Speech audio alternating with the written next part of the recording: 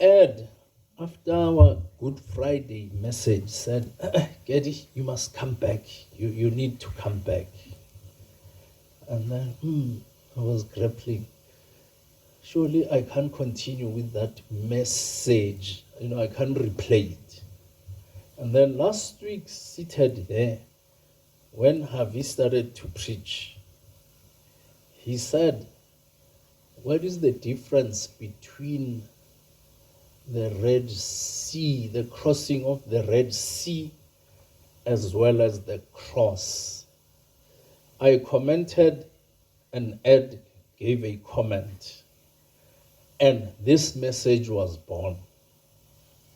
Beyond the Red Sea, before the Jordan River, beyond the cross, before the ascension.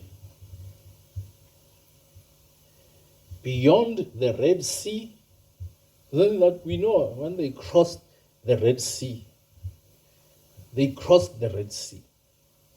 Were they free then? After crossing the Red Sea from Egypt?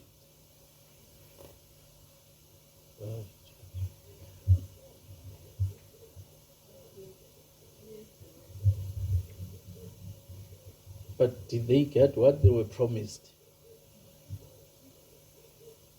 Land flowing with milk and honey.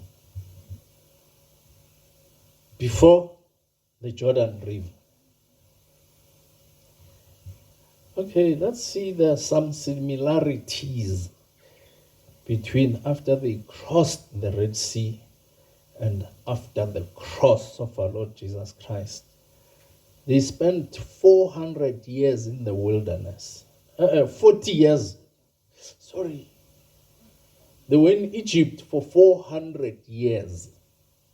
But they spent 40 years in the wilderness.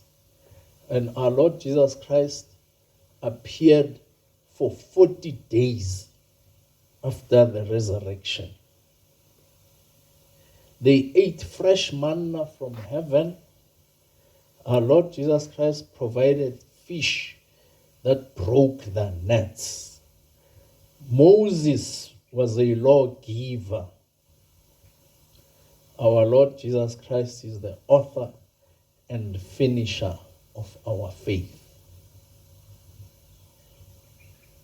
Moses crossed the Red Sea.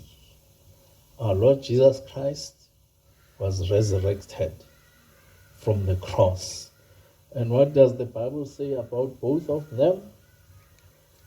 In Deuteronomy, Moses said before he died, the Lord your God will raise upon for you a prophet like me from among your brothers. You must listen to him. This is repeated in the book of Acts 3. For Moses said, the Lord your God will raise upon for you a prophet like me from among your brothers. You must listen to him in everything he tells you. This scripture, the book of Acts, what happened when on the Mount of Transfiguration? The last time we hear the word of God speaking. On the Mount of Transfiguration, between Peter, John, and who?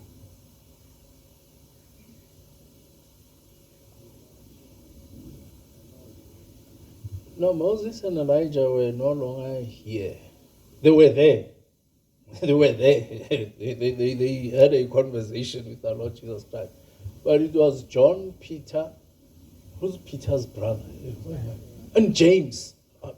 How do I forget James? James is my favorite book in the scriptures. Peter, he said, this is my son in whom I'm well pleased.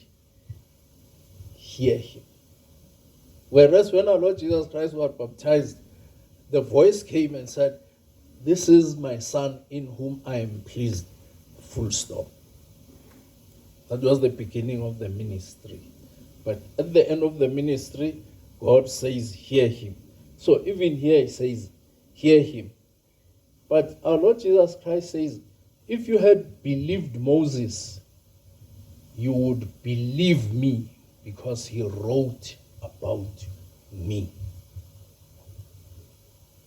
Now, what happened beyond the river, beyond the Red Sea, beyond the Jordan River? We know they received the law from Moses. We know they offended God. They sinned. They created a golden calf and they angered Moses. We know the tabernacle was erected and filled. They took a census. We know they were given duties. Each tribe was given a duty because they didn't know which tribe the priests would come from. They didn't know which tribe the kings will come from. So they were given duties. And the people complained there. Moses even sent 12 spies to go and survey the promised land. And when they came back, 10 of them said, we won't win there. But 2 of the spies said, the land is flowing with milk and honey. The grapes are as big as, is it figs? Help me here. I'm not alone. Grapes were as big as, I think, as figs. Yes. These 2 and said, we can take that land. And these 2 were Joshua and Caleb. And just before they came to the Jordan River to cross this time, everyone who was born in Egypt had died. Only these 2 survived because they believed that God will enable us to take this land. And deviating a bit, what I like about Caleb, because Joshua was a leader, Caleb was an assistant. After they've allocated everybody their land, Caleb went and said, Joshua, I see you've given everyone a piece of land. What about me? I'm sure they were saving the best for last. It's a sermon for another day about Joshua and Caleb. But this is what happened between the Red Sea and the Jordan River, those 40 years. But let's go to what happened to the period we find ourselves today, 2000, some couple of years ago, after our Lord Jesus Christ died and resurrected. During that time, there was weeping, there was forgiveness, there was doubt, there was yearning, there was discernment, there was pleading, there was provision, there was peace, there was a mandate given, and there was waiting. Critical period. More than that one, when people complained and built even a golden calf, and some wanted to even stone Moses during those 40 years between the Red Sea and the Jordan River. But here things happened. There was weeping, because when Mary stood outside the tomb weeping and she wept, she went down to look into the tomb and she was asked, "Why are you weeping?" Ed did justice to this topic on Resurrection Sunday. We won't go far, but there was weeping. You weep when you weep, where do you go? Do you go telling everyone about your problems? Or do you say it is so sweet to trust in Jesus in your own private space? Weep. Nothing wrong in weeping. There is forgiveness. But go tell his disciples and Peter. You remember Peter denied Jesus 3 times. 3 times he denied him. But it's not our Lord Jesus Christ who's saying, go tell disciples and Peter. This was an angel.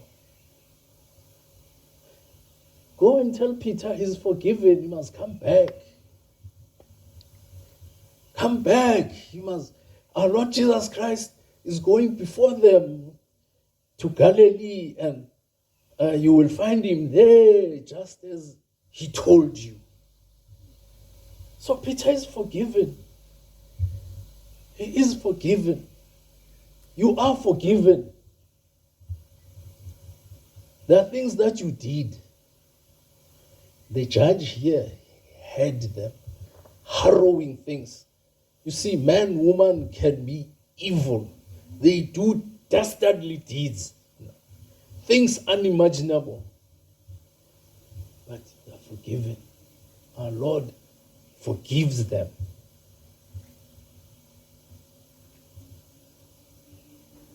And when he had said this, he breathed on them and said to them, receive the Holy Spirit. If you forgive sins of any, they are forgiven.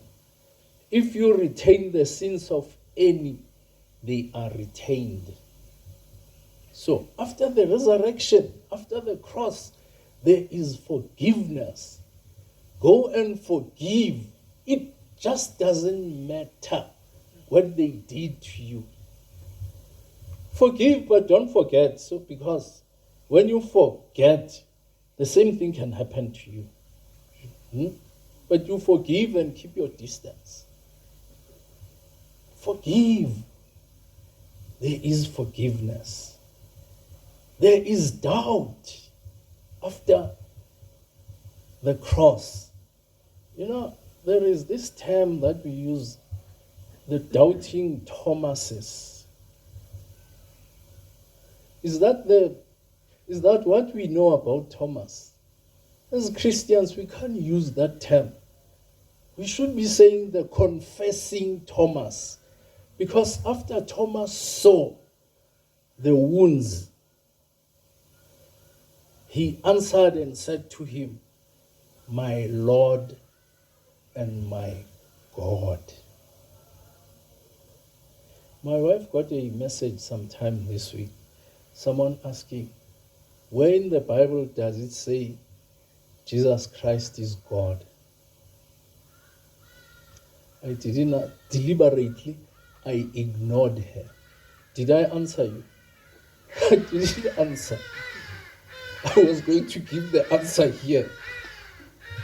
Here is Thomas saying, my Lord and my God to our Lord Jesus Christ.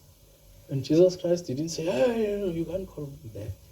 No, Thomas is confessing that Jesus Christ is God, is his Lord and his God.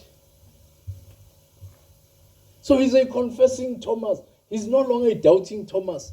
Let's delete and erase this out of our lexicon as Christians. There's no doubting Thomas here. There's a confessing Thomas.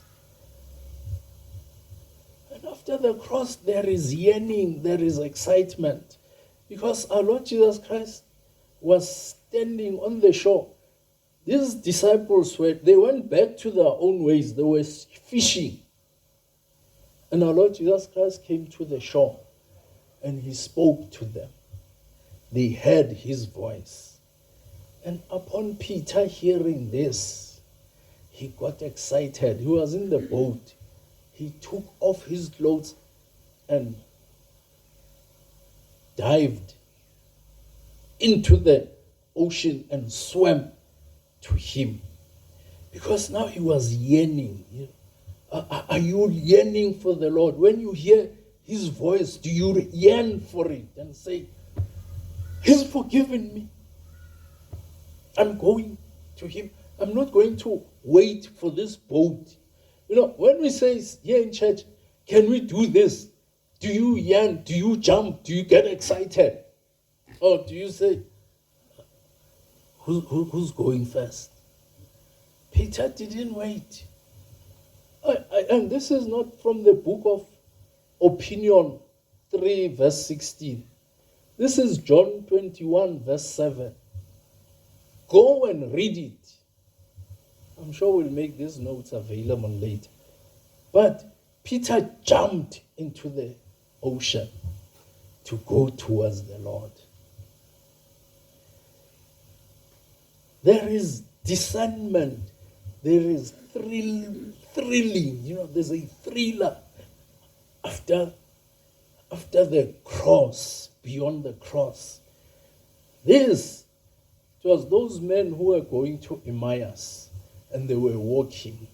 As they were walking, our Lord Jesus Christ joined them, and he probed out what is happening around here. And they told him the story that, no, man, where are you from? I mean, there is this big story that happened around here. And he spoke to them. And then, as he was about to depart, they said, but it is late. Why don't you join us? And he joined them for a meal. While they were enjoying a meal, he took bread, blessed and broke it, and gave it to them. Then their eyes were opened. They knew him. There was discernment. They began to know him. Oh, you were with the Lord all this time. You've been in church all this time, but do you know him? Does he make sense to you? Do you know who he really is? I think, I don't want to be saying add this, add that, as they said, but Ed preached about who is our Lord Jesus Christ. Go and rewatch that video, because they're there on our YouTube channel. Go and watch it. And they knew him.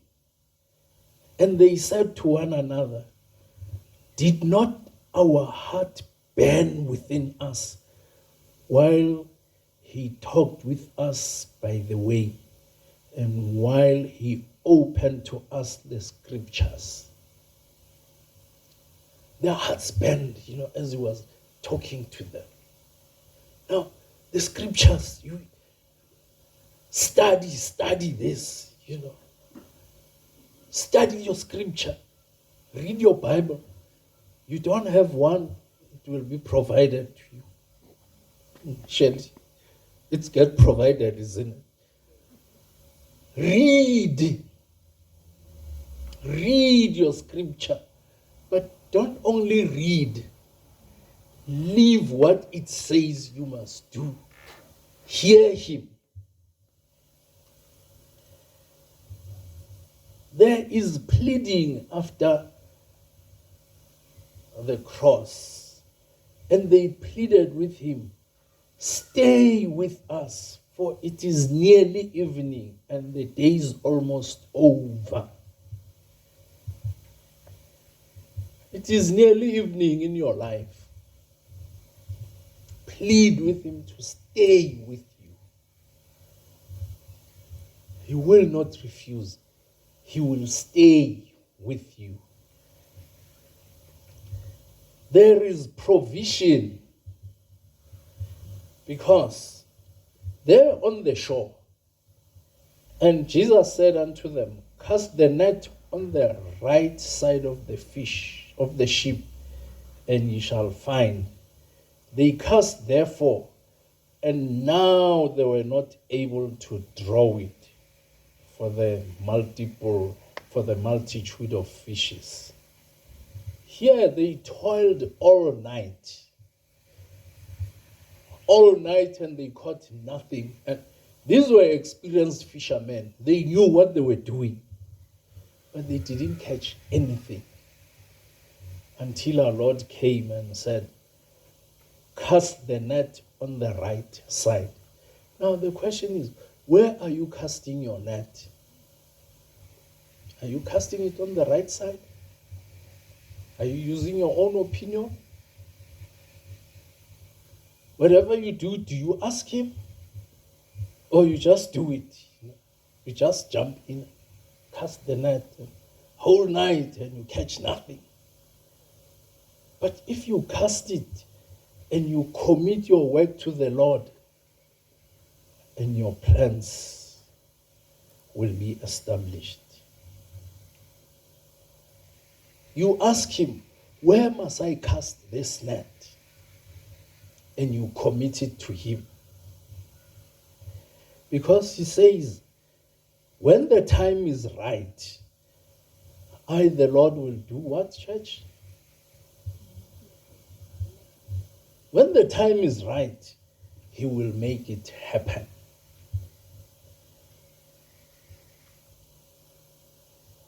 And there is peace. I started by saying,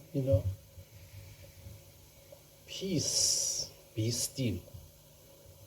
But in Luke 24:36, and as they thus spoke, Jesus stood in the middle of them and said to them, peace be to you. He appeared out of nowhere. In the room they had locked themselves. What's the first thing he says to them? Peace be to you. After the cross, we find peace. And the story doesn't end there. But he also gives a mandate. Because this is where he asks Simon Bar-Jonah, do you love me? Feed my sheep. Feed my sheep. Now, I know you know what, donating here, there, and everywhere. Our Lord Jesus Christ doesn't say feed the sheep. Feed.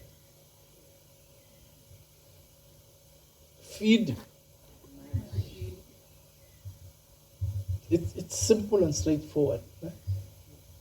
You just don't go. You see this old lady with a child at a robot, and I don't do that. I don't give there. Or there's a gentleman sitting there. I don't give there. Because once they receive this money, what is the first port of call? It's the drugstore. I don't.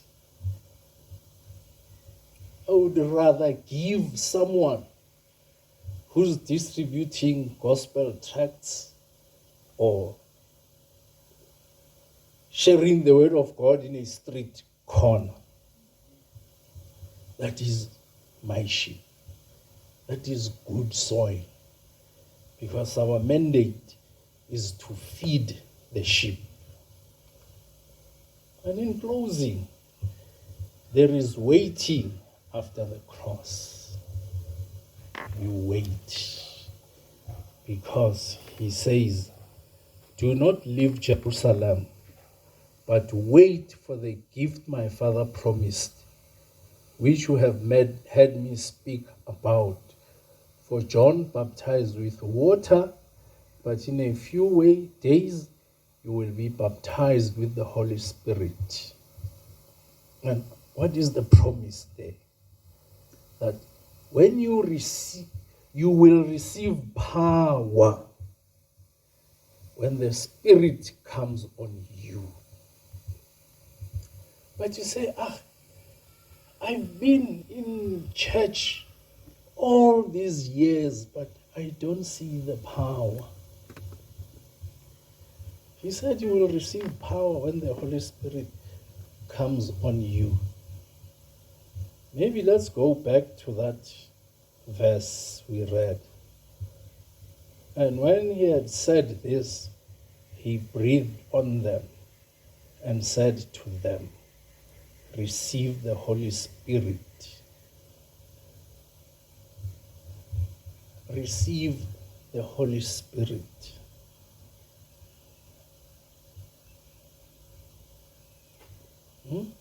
When you receive the Holy Spirit, what will happen? If you forgive the sins of any, they are forgiven. This is a classic example that you have the Holy Spirit in you. If you forgive anyone, you have the Holy Spirit. If you can muster the courage to forgive, it's a sign that you have the Holy Spirit in you.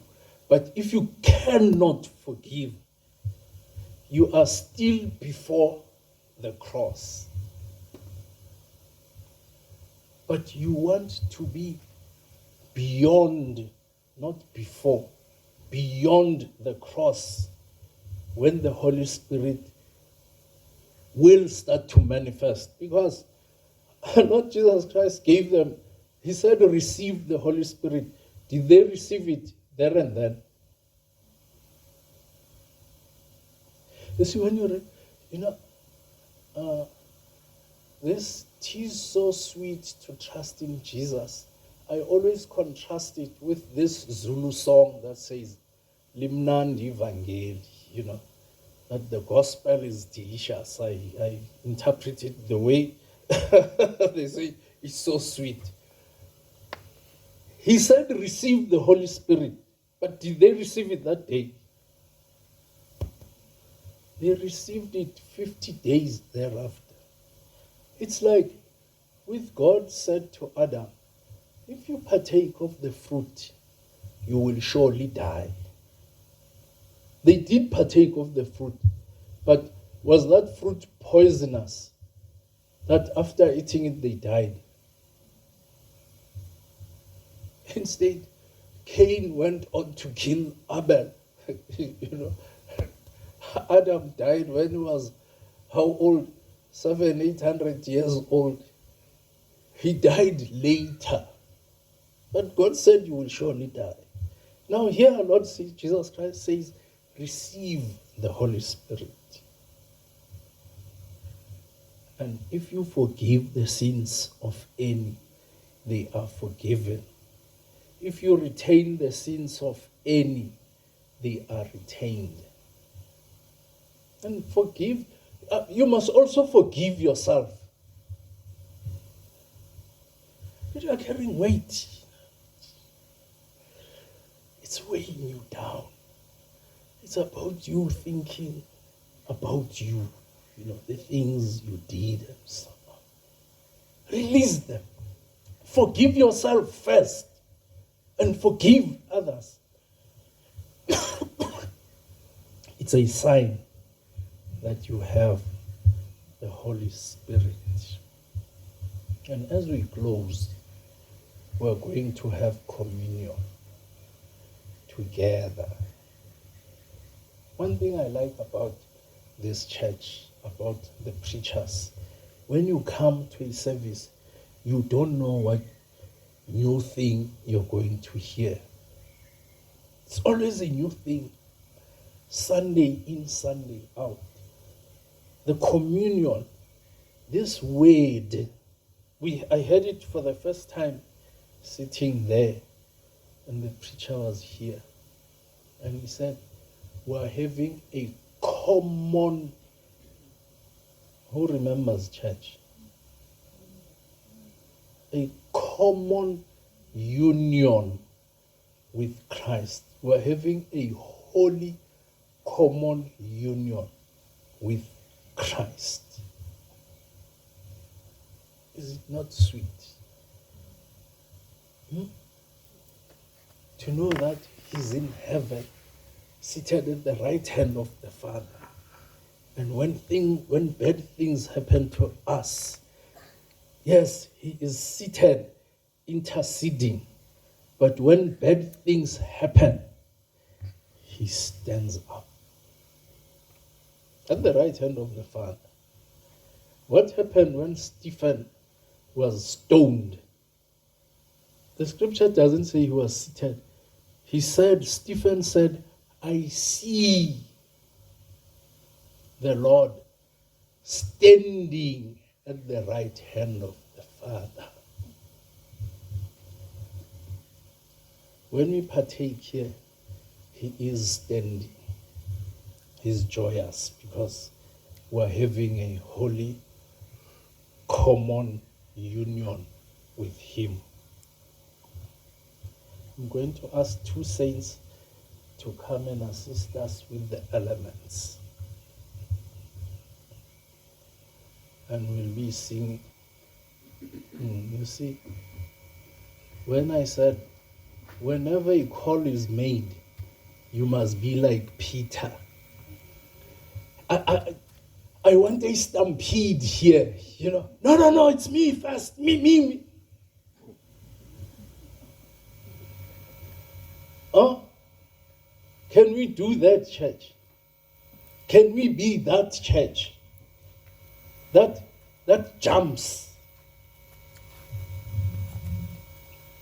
And we'll be singing this song